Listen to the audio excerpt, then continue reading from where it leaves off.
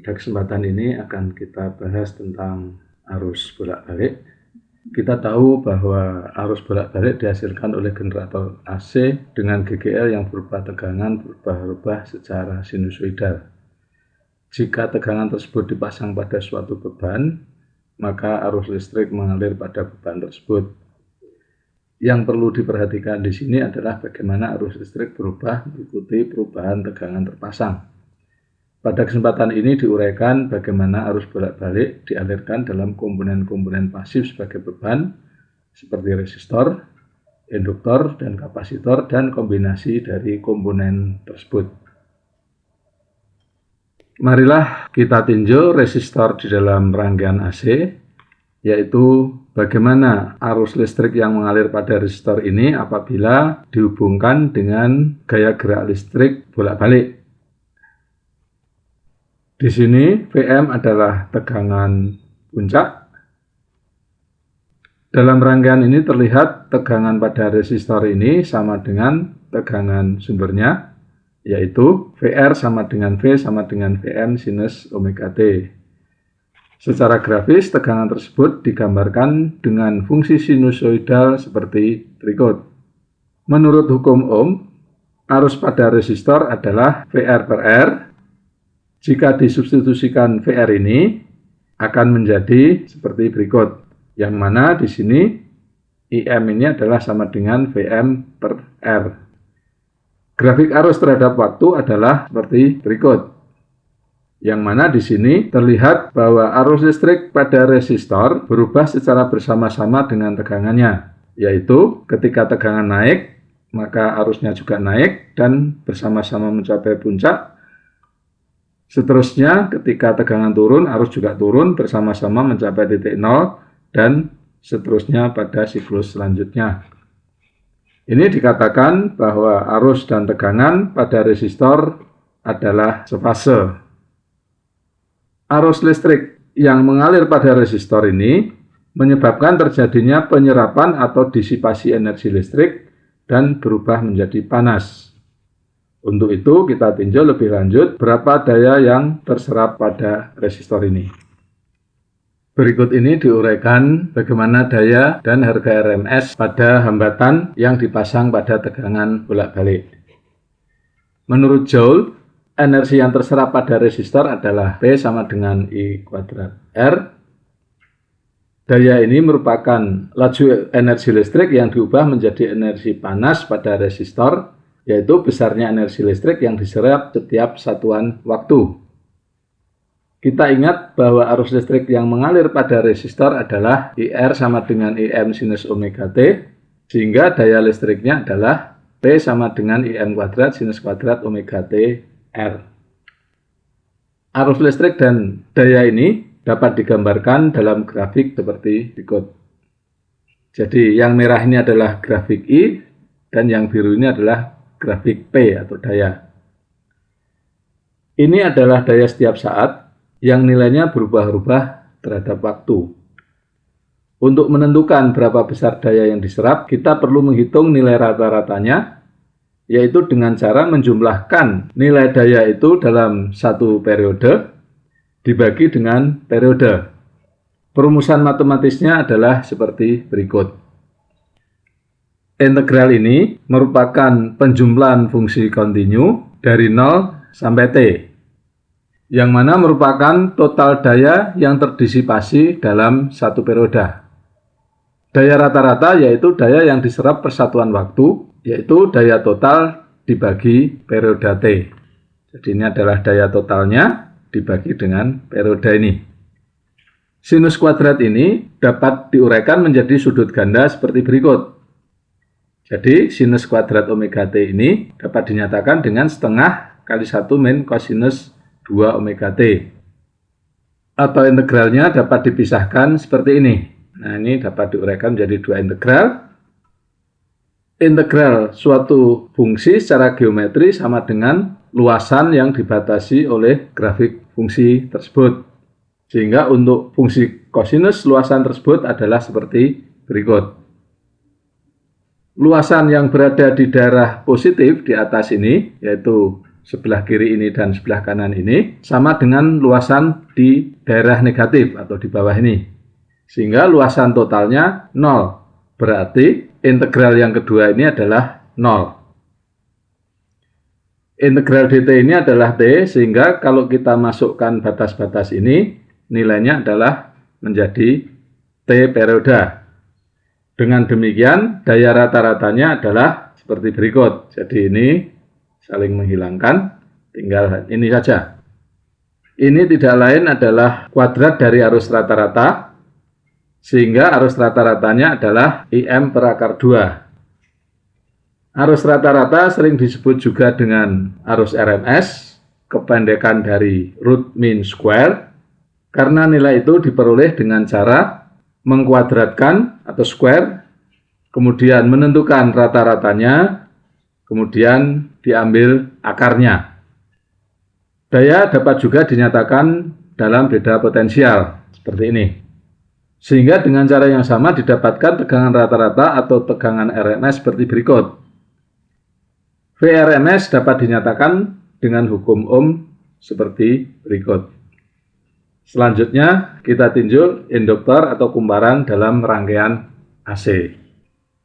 Ini adalah diagram sebuah induktor dengan induktansi L yang dihubungkan dengan sumber GGL AC. Jika tegangan sesaat pada induktor adalah VL, maka VL ini mengikuti tegangan sumber atau GGL ini dan dapat digambarkan dengan grafik seperti berikut. Persamaan tegangan pada rangkaian ini dapat dinyatakan dengan V plus VL sama dengan 0, dan persamaan ini dapat dinyatakan seperti berikut, di mana di sini tegangan ini adalah merupakan tegangan induksi pada kumparan. Dalam hal ini, menurut hukum Faraday, tegangan pada induktor ini adalah sebanding dengan laju perubahan arus dengan arah yang melawan perubahan tersebut, yang mana di sini dinyatakan dengan tanda negatif. Dengan L ini adalah sebagai konstanta kesebandingan. Dari sini didapatkan persamaan diferensial seperti berikut. Sehingga arus yang mengalir pada induktor dapat ditentukan dengan integral seperti ini. Integral sinus adalah minus kosinus, sehingga integral sinus omega t dt ini adalah sama dengan 1 omega kosinus omega t, dan hasilnya seperti ini.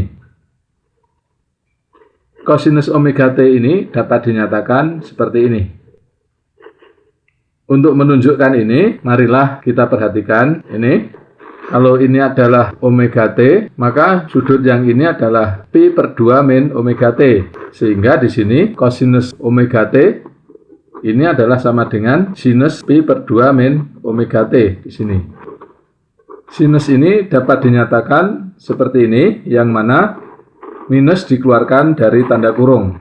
Sekarang kita perhatikan sudut theta dan min theta. Sinus min theta ini sama dengan minus sinus theta.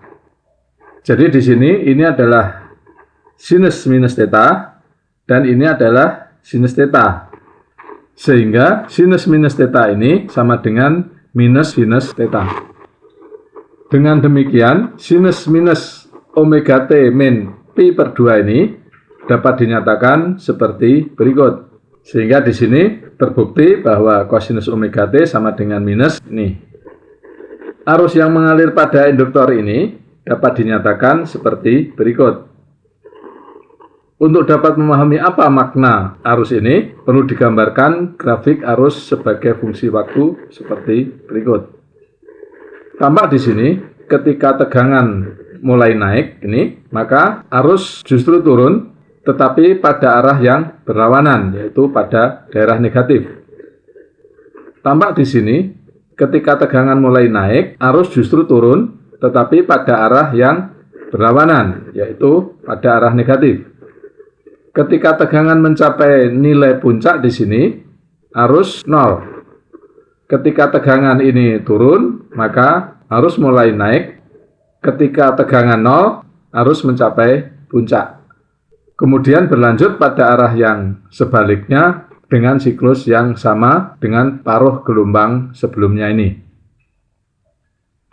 Proses ini menunjukkan bahwa arus listrik tertinggal 90 derajat terhadap tegangannya. Antara arus dan tegangan terdapat perbedaan fase 90 derajat. Amplitude gelombang menunjukkan arus maksimum. Dari persamaan ini, nilainya adalah Vm per omega L atau Vm per XL, yang mana XL ini dikenal dengan reaktansi induktif. Inilah uraian tentang induktor yang dialiri arus AC.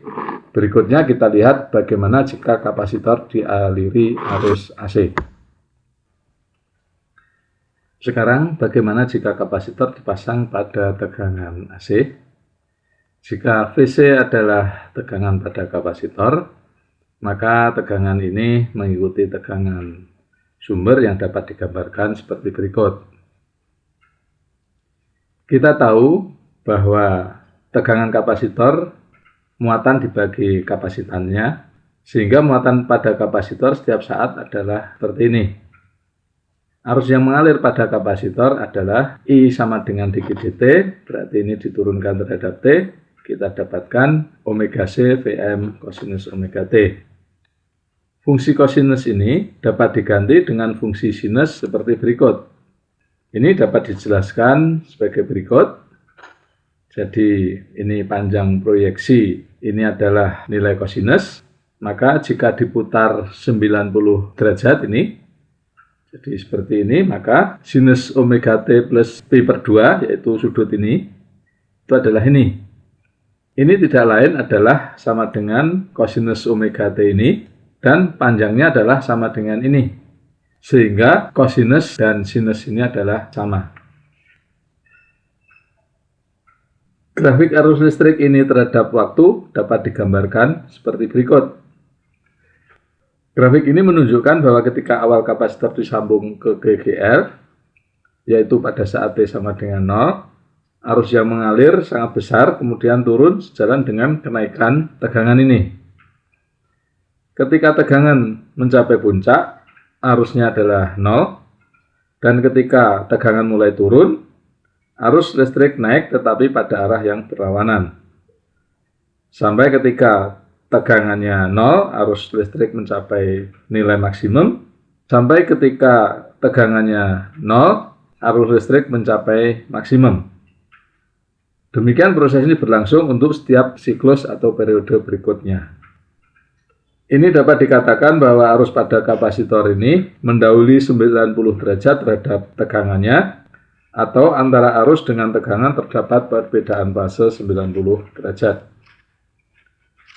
Dari persamaan ini, maka didapatkan arus maksimum seperti berikut, yang mana di sini Xc ini adalah dikenal sebagai reaktansi kapasitif. Demikian uraian tentang kapasitor jika dihubungkan dengan tegangan bolak-balik.